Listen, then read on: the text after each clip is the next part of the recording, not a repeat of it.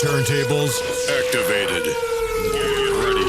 You're about to party with the baddest motherfucking DJ. DJ Disspare. Hey, how you doing?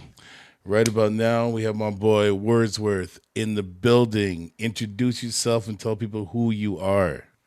What's going on, y'all? WordsWorth. You might know me from Lyricist Lounge, Punchline and WordsWorth, or just me being myself, doing my own thing. Yeah, man. Might know me from doing cartoons, SpongeBob, Dexter's Laboratory, Peabody and Sherman. This whole bunch of different things, man. I'm all over this, all over the map, man. What's up, y'all? Man, you see a man of many talents. So it's like, how long you not started from when you're young, but when was the highlight of your rap career where everything took off to that you were going to be doing that? Man, I would say Stretch Armstrong and Bobbito show. When you rhymed on the Stretch Armstrong and Bobbito show, it will be heard throughout the entire city and then some. So if you rhymed on that station, everybody recorded it, and then the next day everybody was playing it or passing it around. So that kind of solidified that, all right, if people are passing around and know about me throughout the city, then I must be good. I must be good at what I'm doing. So that's when I really felt like, okay, I'm solidifying my name and what I do. So what age did you get into? When did you start doing hip hop? Man, I started rapping at since 5th grade. Wow. That's around the same time, yeah. Yeah, 5th grade. Most everybody started that. Yeah, 5th grade, battling. Used to battle this kid named Scooby and Tino. They were in 6th grade. And so I started around 5th, 6th grade. And then my sister's older than me, so she would have records already. So I had the Run DMC records. She was already buying all that stuff. So anything she kind of recommended, we would buy, and then I would just play it and play it and play it. Nice. So speaking on records, what artists influenced you? And you notice I know I don't ever just say what rapper or whatever. What artist influenced you? My biggest influence is Kool G Rap. All right. Yeah. So the level of lyricism that Kool G Rap has that's what my bar was. So that's what's helped me, I would say, sustain and be who I am and to be around this long, because my standard was set so high that I can't go below that standard. Because even G-Rap right there, that standard is still a high bar to this day. So most people's favorite rapper mentions G-Rap as their influence. So, that's pretty much what helps me maintain where I'm at with it. So how did it feel to actually do a track with him? Well, it's crazy because I always wanted to do a track with him, of course, right? It's your favorite MC. So how that worked out was me knowing Pearl Gates. If I would have never met Pearl Gates, I would have never done the Kool G Rap song. So I met Pearl Gates from a mutual friend named Range the Messenger, and he was doing a group in Philly, and he was like, yo, this guy Gates is dope. So we started doing this group called The Idea, which has Jacqueline Constance. It also has it's got Robot Scott that produces, and Gates winded up being on tour with me and EMC, right? He was our tour manager, a road manager. So Gates is an artist in his own right. So he's rapping on things. He sings hooks. He's doing some great things with that. He winds up doing a hook on a Kool G Rap album. So G-Rap owes him a favor. So the favor was, when me and Gates is working on our album, the favor was to get G-Rap to do a verse on our album. And that's how I ended up rapping with my favorite rapper. So the world works crazy, because if I would have never met Gates, I would probably never had that song. So what was the name of the song and who else was featured on it? It's called Champion Sounds, and it's featuring Spuddy Roots. Okay, let's get into that for a minute. Yeah.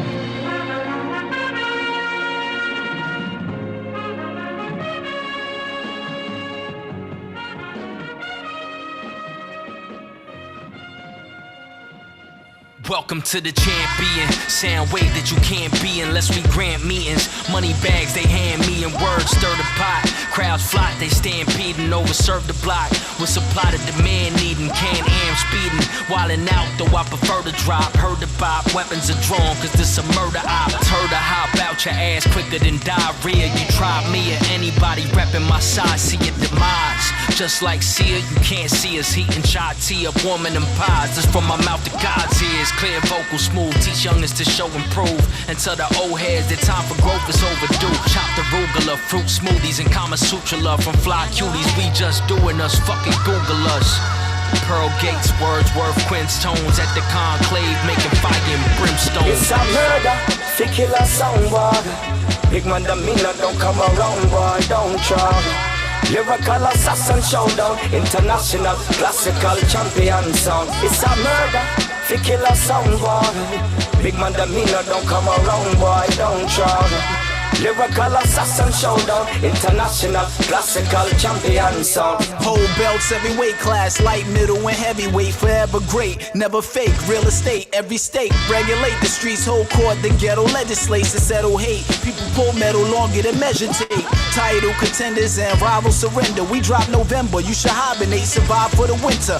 Words printed, authentic, most your idols pretenders. Sacred to know us like the pastor has the Bible remembered. Tyson, Ali, Mayweather, champion sound. Our music raising sons of the fathers that can't be around. Oh, you gotta show your big break a chance to be found. Sorry in advance, I'm in Cairns, France, I can't be in town. International collateral, invested in venture capital. Silicon Valley and Cali, Florida, Cape Canaveral. Gates said Google us, Netflix the two of us. Facebook Live, Instagram, Hulu us, voodoo us. It's a murder, a murder, a murder, a murder. If you want to hear the rest of it, go on the social media networks and look it up. Or go on Spotify, Champion Sounds. Yeah. And that's Spuddy Ranks is on the hook there, man. So big him up. Because, I'm not going to let them hear, they got to, if they want to hear the God himself's verse, you got to go hear that. I'm just giving you a sample. I just got to play my brother. So I've met you on tour and you're a very humble person. You're very, from all the years that I've got to know you since, it's been about 6 years now. I've seen you evolve so much into even writing a book. So let's speak on that right now. How did that come about? I always wanted to write a book, but I think most of us want to write a book, but then we go, what are we gonna write about? So, right, I think most of us think like that, like, man, I want to write a book about, this or that, and then you kind of get stuck and you don't do it. And I was always like, I wanted to write a poetry book, but then I was like, why do I want to write a whole new poetry book when I've written poetry for the past 20 years? So I was like, I would like to just pretty much introduce people to my lyrics, because there's people that don't listen to music like that as often as they do. There's people that really just either it's audible books or books, and they consume the word as opposed to the music nowadays. So I was like, I'm missing a whole nother audience, right? So I was like, I'm gonna write poems. So I was like, let me do this album particularly, New Beginning. So this is the book here for those that want to check it out. It's called New Beginning, WordsWorth Volume 1. So I chose this particular album to take the lyrics from it because it was my shortest album. So it was strategic, you know what I'm saying? Like, I was like, let me be strategic about it. Let me not pick the longest album, because this is my first time writing a book. I chose the shortest album, and then I said, all right, if I can get this one done, and of course now I got the template for the rest. So I started writing it, and I put the lyrics in there, and then I was like, it's like a pamphlet. It's like, 15, 11 songs, something like that on there. And I'm like, yo, if I put this into a book without elaborating on it, it'd be over in like 30 minutes, somebody can read through this. Right. So I started thinking, how can I elaborate on each song? So at first it was really like, I'm gonna write a paragraph about the song. And I was like, this is still too short. So then I just started saying, you know what I'm gonna do? I'm gonna break down every 4 bars. So I go every 4 bars and I break down every 4 bars. And it really came from the fact that like I seen a lot of albums from artists and books, and then it's people that's not the artist telling you what the artist meant. So you might see, you see a whole album and it's like, oh wow, they break down the album. That's not what the artist meant. Now you're reading stuff by somebody else's interpretation. So it's like art. So I figure it's kind of like my way of doing what Shakespeare wish he could have probably done. Like when you got Othello and you got Romeo and Juliet, people to this day, we speculate what things mean. What do you think they meant when you said this? Man, if you were to quote anything from those, it is rhyming. And it's just, and if you have a mind state to even understanding that, you could write anything. Because I grew up on reading like the whole book. Like I used to have like, it was like that thick, and it had every story in it. And I used to sit down and just read that just for fun because it just intrigued me, because it was just a Othello of most, because it just, all the trickery, all the nonsense and everything involved. And the Midsummer Night's Dream was my favorite. Like, Right. And then the thing is, you're getting your interpretation from reading. You can't even ask Shakespeare. You can't text him. You can't tweet him. Mm-hmm. So with me doing mine, I feel like I've elaborated on it, so you actually get the full understanding of what I meant and why I felt it was important to write it. So that's what the book is about. Nice. So where can they find the book right now? Amazon. So you'll see you'll see this cover, WordsWorth New Beginning. It was actually, when it came out last year around this time, it actually was a top 10 best new poetry releases on Amazon. So, I salute to everybody out there that supported the book, that bought it.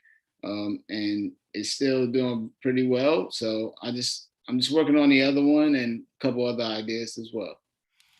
So besides writing books and doing music, what else do you do in your spare time? Well, I got a musical I wrote that's kind of like, it's kind of there. It'll be probably, I'd say next year or two, maybe.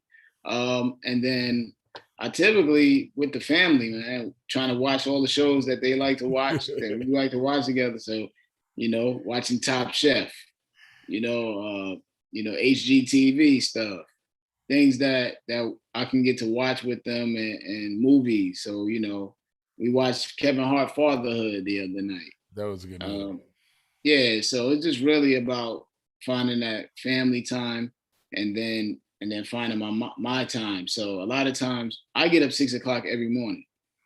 So I'm up pretty much writing right then and there. 6:30, 7 o'clock, I'm up writing. Yeah. Usually the house is probably, sleeping or whatever the case. And then by the time, a few hours from then, everybody's kind of up and at it, then I'm up. And then that's kind of like how I can divide the family time with the creative time. And then I can actually write while watching something too at the same time. So see, that's what I like. You see, a lot of people don't understand the whole concept of multitasking, because even on top of that, with you saying spending time with your family, I've been doing that a lot now. Since I've been home, been trying to spend more time with a lot of people than they seem to be busy, because when I was touring and everything, nobody was doing nothing. Now it's like you have to do more now with school and everything, because you're on lockdown, and now it's like an opportunity to get ahead in life. And I'm glad about that now, because things have just changed a lot. But over the years of touring and all that stuff, it feels great now to actually spend time with your family more than it was before, right? Yeah, it was a major blessing to start teaching. I started teaching 6 years ago, and it was a perfect time when my oldest was dealing with middle school, my youngest as well, starting to mess with middle school a little bit there, and getting out of elementary, heading to middle school, and my oldest heading to high school. So it was perfect for me to start transitioning and being home for those formative years. Like being there if they need to ask a question, homework, or just kind of like young adult decisions too. A lot of other times I was like I missed a lot of birthdays and things like that, being on the road and then coming home like 2 days, 3 days before Christmas. You know what I'm saying? So like, I did a lot of those. I did a lot of those. And so it definitely, I love the fact that I've been there for, like I said, the past 6 years, home every day. And, you know, like I was telling you earlier, when we spoke a little before the interview, is I still do shows. Right. I'll do a show, like I'll finish, you know, teaching, then fly out that Friday evening, go do a show Saturday, Sunday, and then fly back and be back at work for Monday in the school. So it's actually been been like a blessing, because I've been able to be home and still be just as, I would say, just as valuable and successful. So it's like one of those things that trade really didn't, it enhanced me. Well, see, that's what a lot of people don't understand, is that in the beginning you were chasing your dream and it was a hunger, right. You know what I'm saying? And then after that, you're like, okay, now I have this, I could do this, let me get security. And a lot of people don't seem to understand the word security. If your home ain't good, you ain't going to be good in the industry. What's the point of being on the road, right, wearing fancy shoes and all the stuff, and your family ain't eating food? Like, you know, it's right. Just, it's like this whole, like, this is where I really want to get into, like, how do you feel of the persona of what's going on in the music industry now? Like with these kids and the way it's being influenced? Because you being a teacher, you must see this a lot in your classrooms and stuff. Yeah, I mean, I kind of just look at it like, I got to realize that I was young too. I was influenced crazy. I had the big goals. I show the kids my pictures when I was their age. I got Gucci links, you know, I got jewelry on. I'm flooded out with the jewelry. I got the headphones on, $100 headphones. I mean, so I can't really say right. much, because I know the mindset. So I don't really have nothing really to say about that. You know, all you could do is really just kind of like say like, all right, well, now that I'm older, I understand I need to try to help guide them. So that's where I'm at with it. Just kind of like, hopefully them knowing that I can relate to what they're going through. Mm-hmm. When I share an idea or a story, and they can kind of like say, I hear what you're saying because you've been through it. So I see what you're saying. So that's kind of how I look at it. Like I kind of respect that it's their time and where they are mentally, that they got to go through some things. But I think me being there as an example is very important and key to helping with the conversation. Speaking on that, okay, this track here, Brooklyn. Explain this, because the people that you're on this track with, I'm really happy that you're on the track with, because right. Skies Do is one of my like favorites, and you know, and King Spills is killing it right now, and then you and your wordplay is just phenomenal. So, like, how did this all come together? Let me tell you, I didn't know they was gonna be on the track.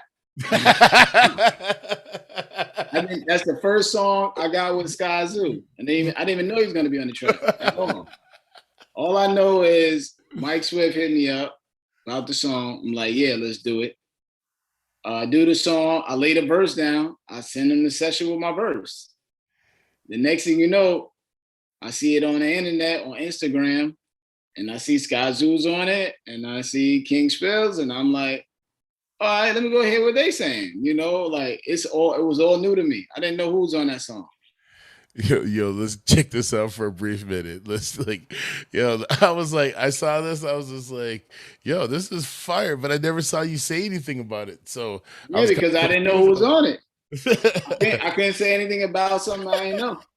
Here we go. The end of a perfect day. Back again from where we started. Downtown Brooklyn, where darkness never falls, for the lights of Brooklyn never go out. Brooklyn, Brooklyn, Brooklyn, Brooklyn, Brooklyn. WordsWorth. Brooklyn, Brooklyn, Brooklyn, Brooklyn. What up, Mike Swift? Brooklyn, Brooklyn, Brooklyn, Brooklyn, Brooklyn. We from Brooklyn, Brooklyn, Brooklyn, Brooklyn. Yeah. Our borough's big, where most people in the boroughs live. The things our borough did show how thorough our borough is. The world attracted to the allure the borough gives. We got the sauce, just walk across the borough bridge. The greatest actors, athletes, and the artists mark their place in history. The birthplace where stars would start. We got the largest hearts, don't jog at dark. Get stabbed with the object sharp in Prospect Park. Make money illegal, impart salary. Rest in peace murals, the blocks are art galleries. We dress the best, if you got the heart, challenge me. So many fur coats in my closet can start allergies. Remember the days the Nets in New Jersey?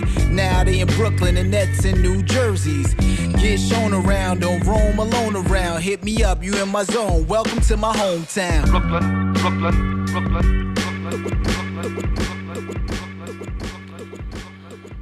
So, you being in the game for as long as you have and the legends you have worked with, like, for one, touring and working with Master Ace, like, how did that come about? All right, so Master Ace is one of my favorites too. So like, it's so wild because I can tell them stories of when I bought the album and what I was reading the credits and everything. So it's so crazy to be able to talk to somebody that you purchased their stuff as a fan when you're younger. I think that's so dope. So at the time, Ace was actually doing a single on Mona Hip Hop, which is a independent record label by my boy JF. And he was doing a single for Strick, which was called The Booth. I believe it's called The Booth. So then JF also gave me and Punch a deal. So we wound up doing the Punch of Words EP at that time. So then Ace was looking to see about having some MCs on the album. JF played him Us. So then he was like, yo, these dudes is kind of dope, man. I mess with these dudes, they're kind of dope. And then we met Ace, and then Ace played us Block Episode. And I was, and then from there it was like, oh yeah, I think I got some ideas for that. And then we wrote Block Episode. And then since then, around that same time, Disposable Arts was dropping. Ace had a tour lined up in Europe, and we were all lined up to go on this tour with them overseas, which was our first time to head overseas. And it was a lot of apprehension because it actually happened. The tour was happening about a week or so after 9/11, maybe about 2 weeks after 9/11. So we was like, yo, I don't know, man. I was like really on the, like, yo, I don't know, man, My wife was pregnant at that time with my first, and it was like, you thinking like, man, I want to make sure I come back and all this stuff. You think, you just seen a terrorist attack happen. And so long story short, we all decided to roll. It was one of the best bonding and building moments ever. And then since then we toured from that 2001 on. We toured like 15 years straight together, man. Yeah. And never had it was no arguments, no disputes, and nothing like that, man. Amongst me, him, and Strick, and all of us, what I'm saying? Pretty much it went pretty smoothly. And then since then, it's just been, boys like that. So how did it feel like, when I saw you guys in 2015, like, it was like he had you in the gym, he had you all like rutted, eating properly. Like, I was loving it because after I saw that, I was like, I started putting my boys through that. Like, my whole attitude changed now because I want to move now. Like, so how was that experience? Like, even like, were you always like into like physical fitness before that, or are you just like change? Yeah, well, I'm not the gym guy heavy like that. I keep it 100. But everybody else is kind of heavy gym a little bit for the most part, I would say. Everybody's heavy gym, like Power, my boy Power. Gates he'll do the gym. Angry Merch guy, Steve. Strick, me and Strick is kind of like maybe on a good day. That's how that was. And then Punch, at that time when Punch was touring with us previously, it was the same thing. He was kind of like, off and on. But like me, overall though, none of us smoke or drink. True. from the jump. So we talk about 15 years on tour, nobody into smoking or drinking like that. So it already was etched in stone how we roll anyway. So backstage, we would have fruit. People would walk backstage and be like, what's going on back here? We got fruit, we got almond milk, we had salad. I mean, our joint was, straight. Oh, trust me. When we brought you here, when I read the rider, I was like, this is the easiest rider ever. Like, what am I looking at right here? I was just like, yo, this, I just went to the stores and pap, pap, pap, pap, here. Bam, there you guys go. Hummus? What? Yo, if you don't eat the rest, I'll eat it. Like, it was just like. Yeah, because you got to think, man, like touring is one of the most grueling things you could do. You know what I'm saying? Like you do a show, let's say 1 in the morning, you get off, and then there's been nights you get off 1 in the morning, you got to pack at like 2 in the morning, and then start driving 6 in the morning, 8 hours to make it to a show in a whole nother country sometimes, or a whole nother city. Then you arrive at like 7 and showtime is maybe 10, 11. You arrive 7, you gotta get to the hotel, check in, then you gotta eat. So then you wanna eat 7 to 8, maybe 9. Then you wanna get a nap if you didn't sleep, because you slept in the van, but it probably wasn't enough. And then you wanna try to get a nap before showtime, and then you gotta do that same thing. So as much as you travel, you don't get to see the city. You see, that's what I try to explain to guys about, like, especially touring Canada. Like, how was your experience touring Canada? I mean, I love touring Canada though, because like it's kind of like just a home away from home. For the most part, it's always a home away from home because most part everybody speaks English there, so that makes it a lot easier, right? So if I need something, I can just ask for it. In other countries, sometimes it's difficult because translations and products aren't the same. Some of the availability isn't there. But like, love going to Toronto, Vancouver, Whistler, especially like Whistler is dope because it's like a ski town. So you get to see what that's like. We loved it. We loved it. It was kind of wild on sometimes though, when you go in there during the winter, man, it's been some times, man, and you can't see anything on that road driving. You driving past 18-wheelers flipped over on the side and crazy stuff like that. But like overall, man, we enjoyed it, So since COVID has happened and all this stuff, how has things adapted for you? Like, how does it affect you? I mean, I just was very cautious with going out because you come home, you don't want to, you're not even like more concerned about yourself, I think, as much as you are concerned about giving it to somebody else. So I hadn't been out much except for when going shopping, got my mask on, and just last Thursday was my first time at an open mic in over a year. So I'm gonna go out, school ended, I'm gonna go celebrate going this open mic. So shout out to GCL, they do an open mic. So I went to open mic and it felt good to just get on stage and freestyle and have fun at open mic.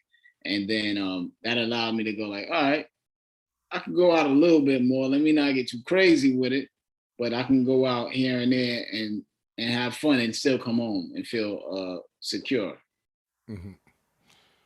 So like, are you going to start touring around again around the US? Or are you going to have? Yeah, I mean, yeah, if I get some spot dates, I just wait for when people contact me about some spot dates and stuff like that.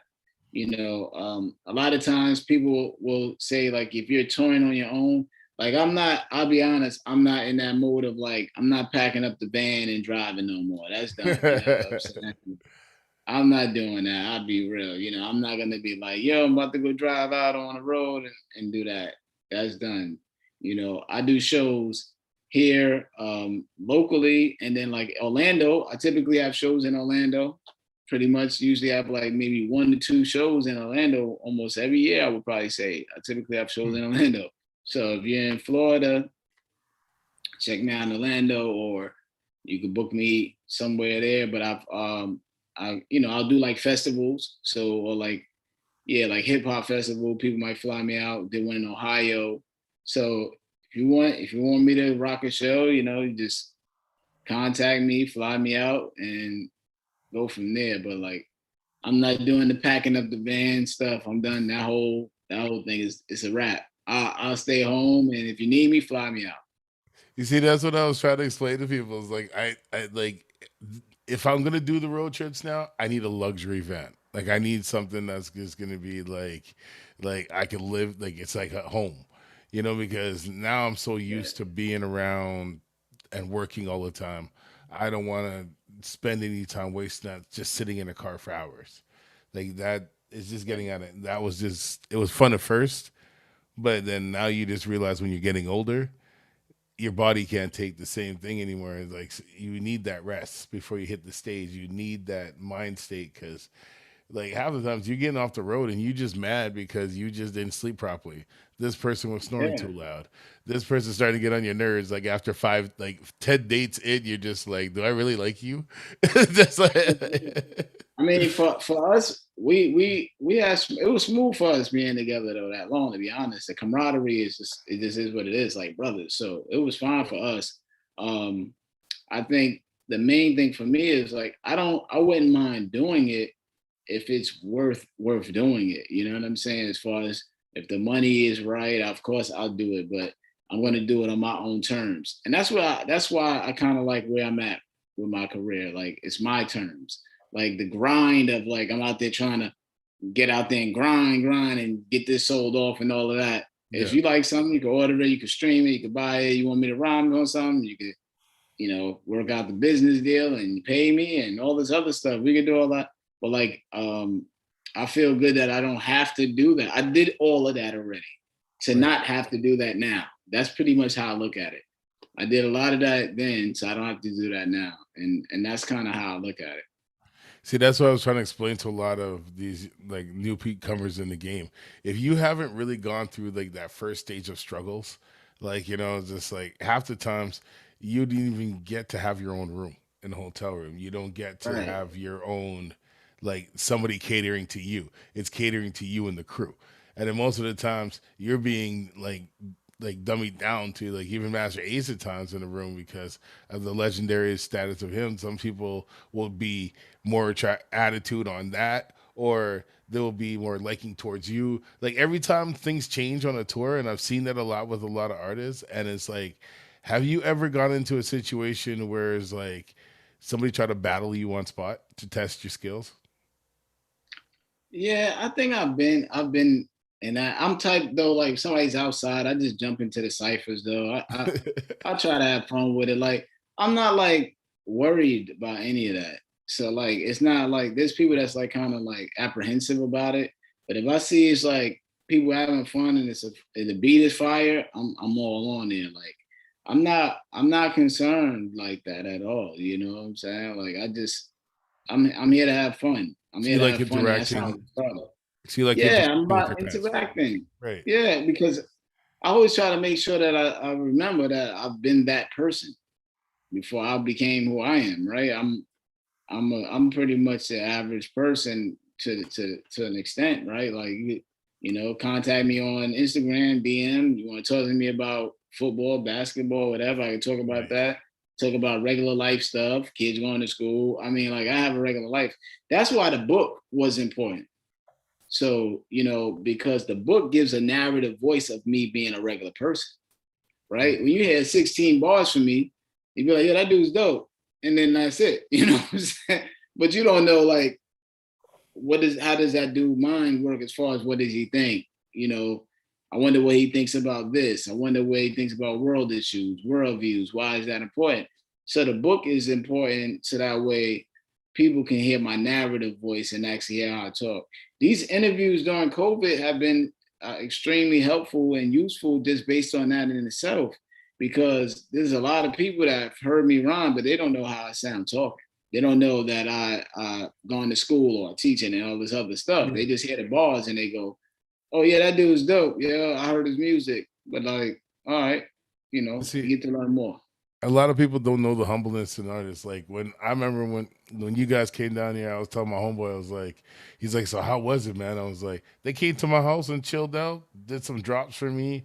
They played some NK and then they hit the road and they're like, what?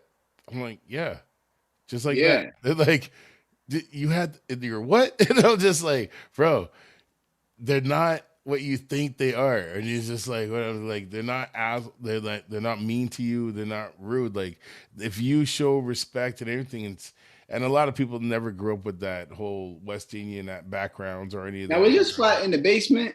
Yeah, it was like I it was remember like I had that. the And whole we house, pulled but I up. had the studio and everything in there. Yeah, we pulled up. We had the van out there, Yeah. and then there was other cars outside. And then, yeah, see, I remember that vividly, man. I remember all of that vividly. And it was just like I was just trying to tell guys, it's like if you guys had more time, I would have did something different, like some Yeah. food and all of that. But you see, that's the respect I like with artists, and if you could have that relationship, like even for us to be friends to this day, like through your whole career, every time you shot me a record, I got you. Like that's if Thank no you. one develops a relationship with the DJs to the artists to different things, you never know what will evolve. Like whoever thought I was going to start a podcast. You know what I mean? Like who's like Right. there's so many aspects of the game that's evolved where you got a chance to write a book. You finally got to sit down and do something for you. You finally got to put something out that you like, and like you're not going to stop. You're going to drop another one. And now there's a lot of artists these days now going, wait a minute. If I would have just took my lyrics and put them in a book, I would have got way more money than I would have did during the art. Like, you know what I'm saying? Like, and that's another thing in owning your masters and owning your other stuff too, right? Like a lot of people are not even thinking in that concept. And over the years, have you ever had a bad record deal? I haven't had a bad record deal. My first record deal was dope. I owned all my publishing. So Mirror Music, they own that master. But overall, it was fine. It was a first record deal. I thought it was pretty dope. And then after that, I've put out every album since through my own company, my own distribution, well, not my own distribution, through a distributor. I got Fat Beats, which is one of the major distributors. They've always had my back for years, and it's been through my label basically. So I've put out my own stuff ever since. So I own the masters for everything after the first album. I own all the masters and I own all my publishing on everything. So that's pretty much. Fortunately, I'm the type of person that listens to stuff like that, and watched a lot of issues earlier in other rappers' careers that I was like, make sure I keep that publishing. It looks like people going up there threatening presidents with baseball bats and going in the office and ready to kill people over it and throw refrigerators at people and everything over it. You know what I'm saying? Like people were ready. Later on after they sign that deal and give away that publishing, they'd be back ready to kill somebody. So I learned that must be important. So on that tip, what was the craziest time that you've ever had with a promoter at a show that like like a wow moment, like you can't believe this promoter did that type thing? I'm trying to think right now, man.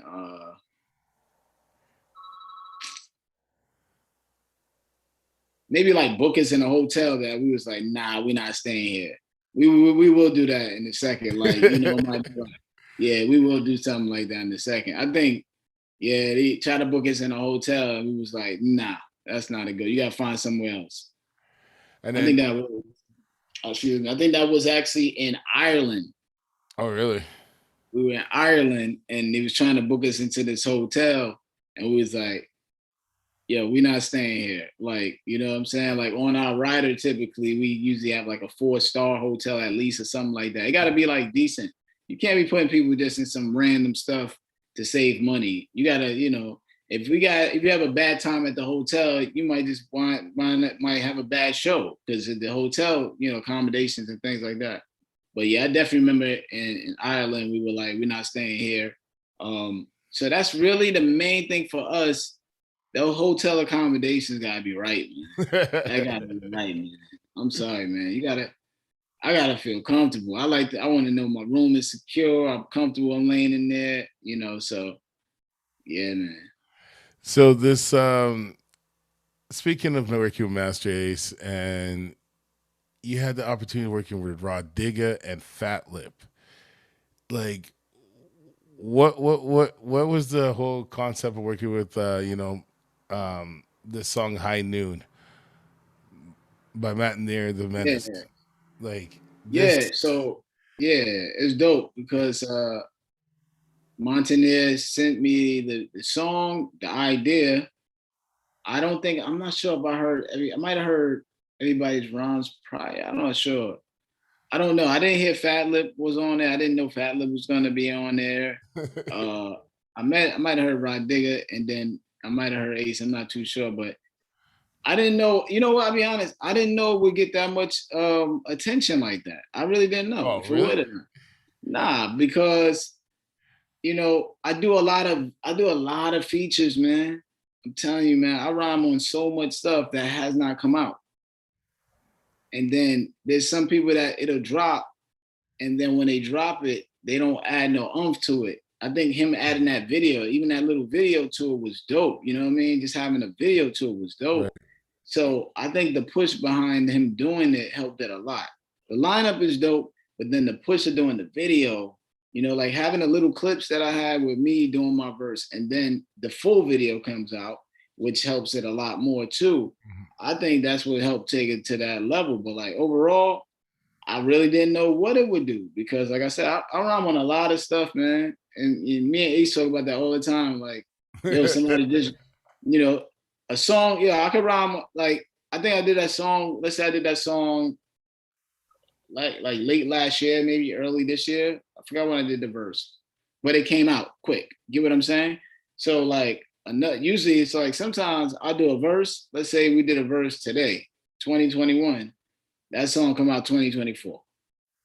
You see that, like, a lot of people, I've done that. Like, I have a lot of verses from some artists that I'm going to start Right. releasing now, but it's relevant for me to release it now because I got it when boom bap wasn't really as loved as it is now. Like, words weren't, like, people Right. weren't even like thinking about half that stuff. And speaking of which, I'm going to send you something to work on something because I got a crazy project idea with you. There's some rappers out here who've been dying to work with you that I've been working with, and they're legends in the game too. But he sees, like, a lot of people look at the game as, how do I reach out to an artist and work with them? Like, how easy Right. is it for someone to approach you to work with you? I'm about business with it, pretty much. Like, what's your budget? And I work with what you can afford, and then we go from there. Because I have people that hit me with like, "Yo, do it for the love." I'm like, "Yeah, I done did so many verses for the love. I done rhyme. I done. How much more love do I need to show the culture? You know what I'm saying? Like, yeah, I done rhymed so much, and I'm not just saying I rhyme just to be rhyming. Like, I'm taking time trying to craft dope bars.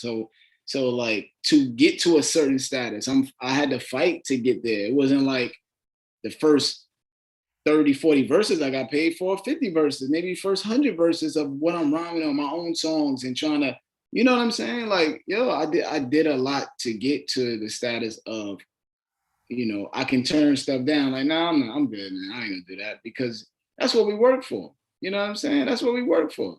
I think that's you should be working for that, at some point. Like, you should be trying to get to a point when you're like, for the love, nah.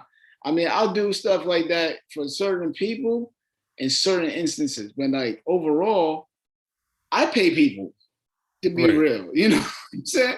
So to keep it 100, like, anybody that I've done these albums with, you could even ask them. They'll be like, when royalties come in, I split everybody's stuff. I Yeah. PayPal it, I cash out your money. I don't, you know what I'm saying? So it's, album covers, I pay for my album covers. Right. Mastering, mixing, I pay for mastering and mixing. Right. Nobody's gonna tell you that words didn't jerk me. And I tell you, every album that I put out to this, even the me, Quincy Tones, and Gates album, when the royalties come in from Champion Sounds, you know what I'm saying? So I pay for stuff. So so sometimes I think it's like people may assume that I'm just like not paying for stuff too. So I respect everybody's stuff. I would ask you a price before I ask for a beat. That's how I am. I would be like, yo, how much you charge for beats? And then now if you say, yo, don't worry about it like that, I'll be like, you sure? Or whatever. Then we work out from there. Let's do an exchange. But I don't make that assumption. I never make the assumption.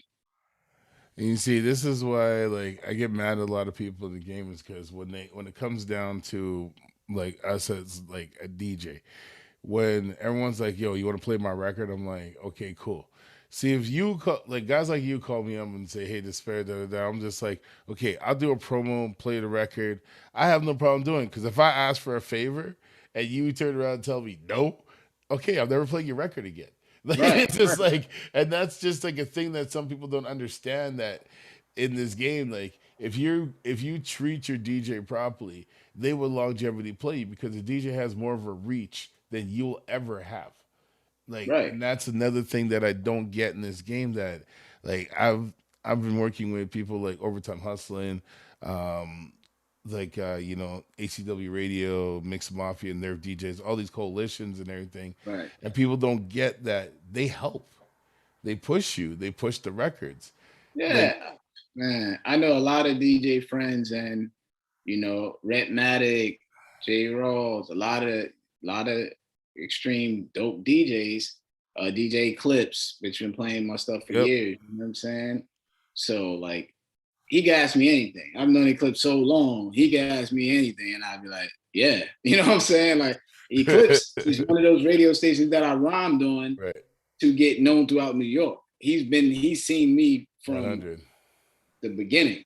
So things like that is of course, but like I just, when people just say like, yo, be dope, could you just do it for love? I'm like, I don't even know you.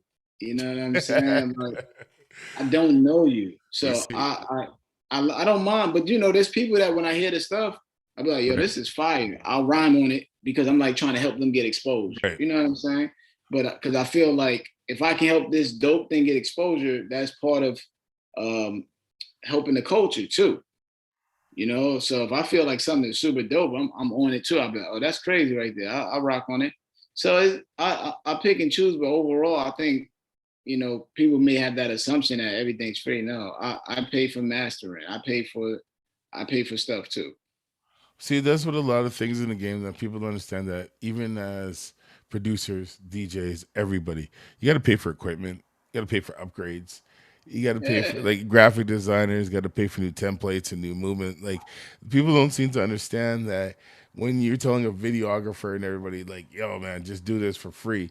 It, like, even though it's like you're not trying to help, you're just trying to abuse the situation and then use the person up to the point where most people quit or hate the game because of it. Because I think it's also where you are in life, you know, depending on where you are in life. Now, if I was mad young doing that, a lot of stuff, you got time to do that. You know, if I was in my 20s, we're all running around trying to scramble and get as much done to actually help us get on. So you're like, yo, do this verse for me. All right, cool. I'm gonna do this song. Let's do this. You know, you run around because you're still trying to build up your brand. But I think for me at this point, and just understanding people are adults, whether you're 20 or older, I gotta respect your art, and that I understand the rippling effect of the economy you have in your home and dealing with life. And that's just how it is. So, you know, that's how I look at it. Well, let's drop this song and then we'll get back out and then hit everybody up with how to get a hold of you, and we'll, you know, end it with the ending credits. Here we go. They're not going far. They're not going far. They're not going far. They're not going far. They're not going far. They're not going far. They're not going far. Who are those guys? You're beginning to get on my nerves. Who are those guys? We them outlaws, baby. Watch out when we come to town, cause outlaws really do exist on the underground. Anywhere that we run around, real heads know that we never gonna dumb it down. From that day that I walked in that saloon, I knew right away they would talk about it soon. Word got around that I rode it from the east. Black and white chariot, stole it from police. They try to figure out was I a hero or a villain. I ordered straight whiskey and shot up in the ceiling. That's because there was haters on the second floor. Said I didn't have the sound they was checking for. I respect the law, but don't bring the sheriff in. Nigga shells to the back like a terrapin. Then you'll need an MD like Maryland. This is in my bloodstream, no heroin. Run quicker when my finger strums triggers. Come hither, dumb sinner, can't outrun this gunslinger. Mister, I tongue kiss your mum and young sister. The order dependent on which one's bigger. I plunder and pillage every village I explore. High noon, find a saloon, choose my next whore. Elusive to law, smooth exit through the back door. Ooh, check it, new Stetson in the hat store. Cruise on my Appaloosa as I ride to safety. Losing bounty hunters as they try to chase me. My pasty face on posters, wanted dead or alive. Heaven is a holster and I'm a hell of a guy. More cowboy than soldier, legends never die. Indians and Christians yelling at the sky. There's no convincing me, I live in true infamy. Been too long since we've had a new symphony. Say that shit, we them outlaws. Violate you in them streets, so make a house call. My shotgun on my right, my Glock southpaw. I'm already me, what I gotta chase clout for. Cowgirls this way early in the 90s. That deuce handle pearly and it's shiny. That rap bandit came through in all pink like Cam did. Time to race back the standards. Can't take the blow back. And all these bitches just hold rap. I blanded, digger stuck the landing. Claim you a shooter, but shit keep on jamming. Claim you a rider, you might end up stranded. Coming for your food, we might cause a famine. Pillaging and plundering all across the planet. Wet they bodies up like Buster Bus and Janet. We the outlaws, the law look out for. We the wildest in the Wild West outdoors. Rob the rich of every city and towns without poor. I'm ready before you reach and open your mouth drawer. The young don't become older. Wanted posters, robbers with revolvers and gun holsters. Weaponry, white button up, black vest of me. No one's arresting me. Celebrities to deputies. Feel the wind blowing, see the tumbleweeds rolling. That's the effect when you see 100 thieves strolling. $1 million from all the companies stolen. Families need food and the hungry need clothing. Hear the bell in the steeple, we stand for the people. With a posse like Mario Van Peebles. Hide when your safety's concerned, shell cases will burn. Let's settle this, 30 paces in turn. It used to be a peaceful town.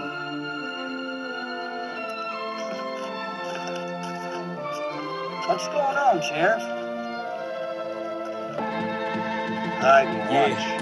Saddle up with guns blazing. I shoot it up without aiming. It's dangerous. About to be some changes round this town. Ain't big enough for the both of us. Ashes to ash and dust to dust. And God we trust. Rhymes are tucked in a holster. Meet in the back of the Ponderosa. By sundown, the gun sounds will ring out. MCs will be in jeopardy when I bring out my deputy. Quick, my draw and my paw. We all draw down. Raw high style. Blow, it's a victory.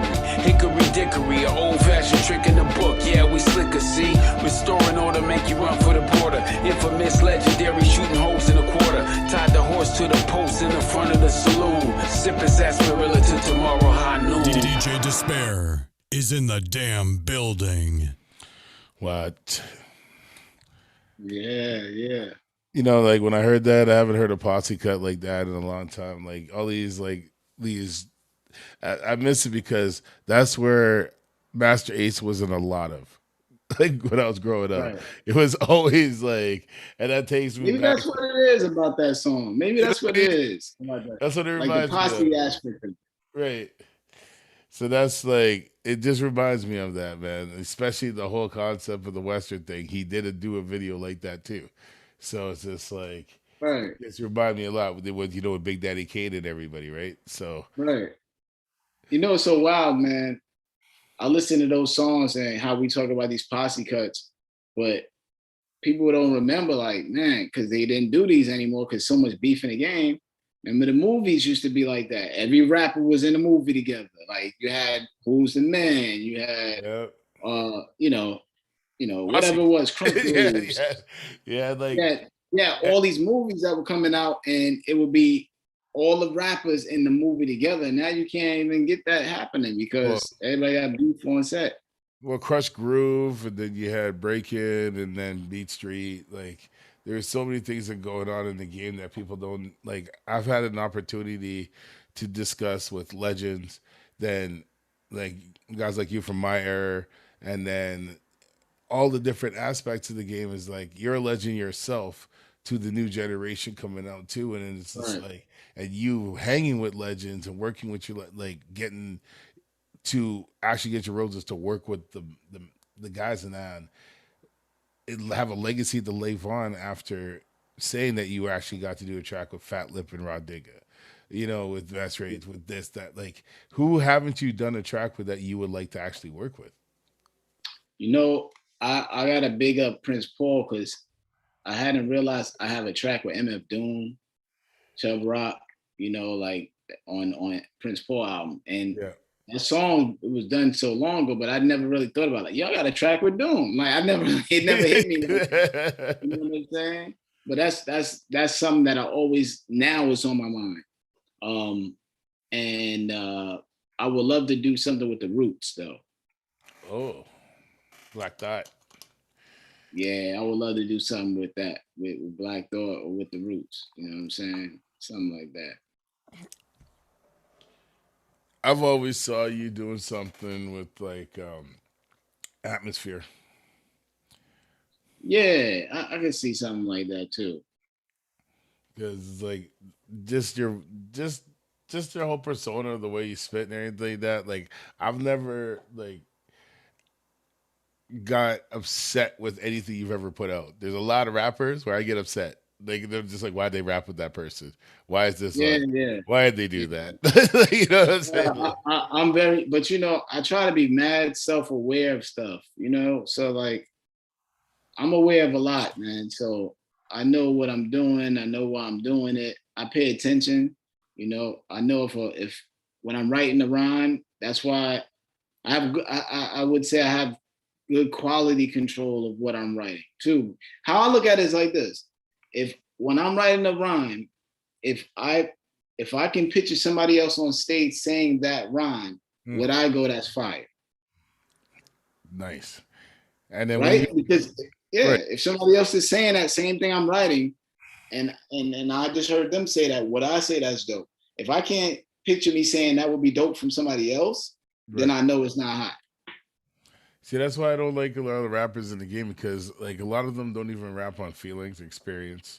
A lot of them don't even rap thinking that once I hit the stage, I need to sound how I sound on my record. Like, you know, it's just like, I always tell people, when you're in the booth, rap like you're going to be on stage. Because if I don't get that wow feeling or that feeling, or even to sing back the song, or if I don't remember the lyrics that you spit after you're done, it bugs me. Like, you know, it's just like, and if I can't, you walk on stage and then instantly, as soon as I hear you spit the first like word, I'm already ready to spit with you. Like, you've seen that in a small crowd aspect, like what I had here in Winnipeg. During the middle of winter, you had a crowd that actually came out and then knew every word. You know what I mean? Like, that's more happier for me than to have thousands of people in a room and nobody knows what you're saying.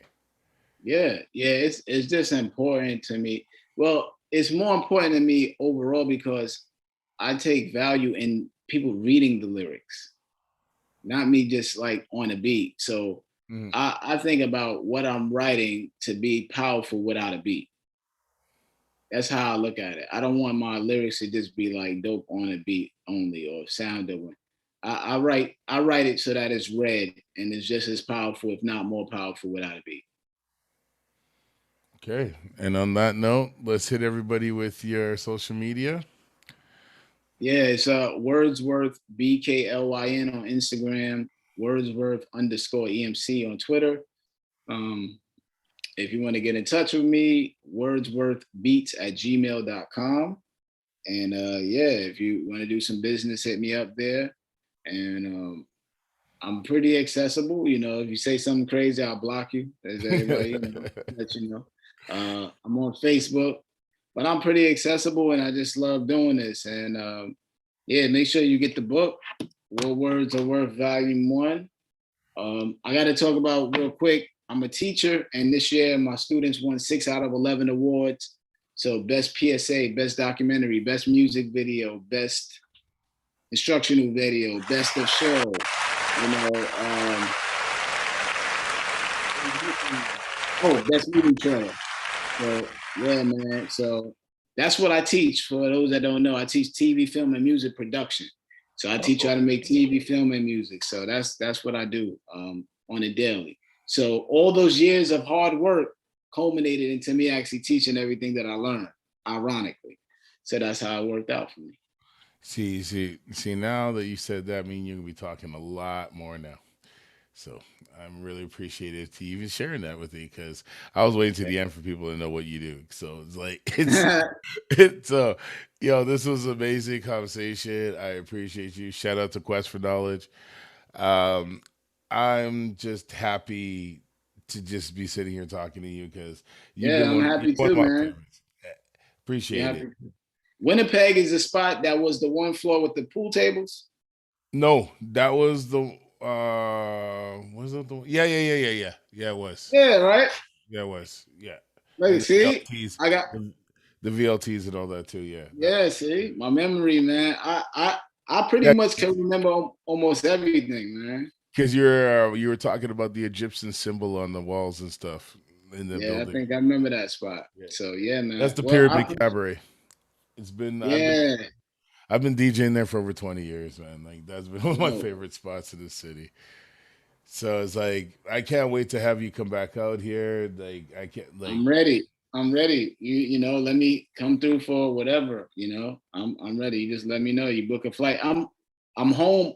You know, I'm off for the next 6 weeks. So I've been working on album music and all that. So I got time to head out and do some spot dates and stuff like that. Well, we're gonna be talking more, because ain't nobody from the States coming to Canada right now. So that's what's just been going on. They allow nobody across the border. Well, hold on. All right, everybody. Peace. Thank you for